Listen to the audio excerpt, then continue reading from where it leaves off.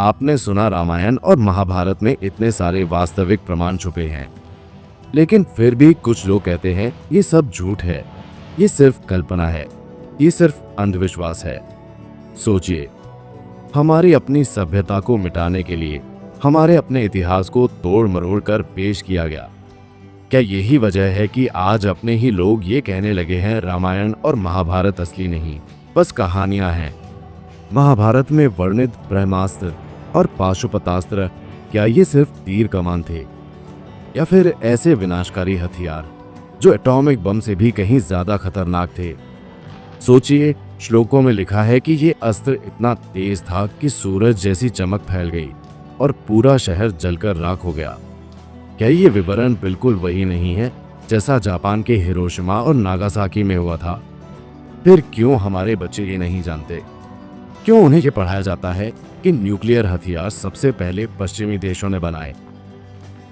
इतिहास की किताबों में रामायण और महाभारत को मिथक कहा गया, पर वही किताबें ग्रीक माइथोलॉजी और रोमन कथाओं को संस्कृति बताती हैं। क्यों हमेशा भारतीय सभ्यता को छोटा दिखाया गया?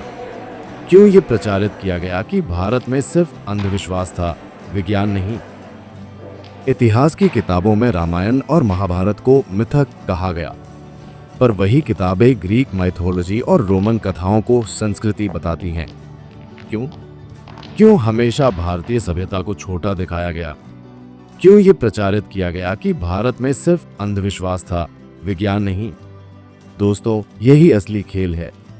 हमारे पास प्रमाण हैं राम सेतु से लेकर कुरुक्षेत्र के खगोल विवरण तक, लेकिन फिर भी सच्चाई को छुपाया गया। अब सवाल ये है, क्या रामायण और महाभारत को सिर्फ इसलिए कथा कहा गया क्योंकि अगर दुनिया मान लेती कि भारत के पास सबसे पुराना विज्ञान है, तो पश्चिम का झूठा घमंड टूट जाता? इसका जवाब हम अगले भाग में खोजेंगे। हर युग में धर्म और अधर्म की लड़ाई होती है, लेकिन सबसे बड़ा अधर्म यही है, सत्य को छुपाना।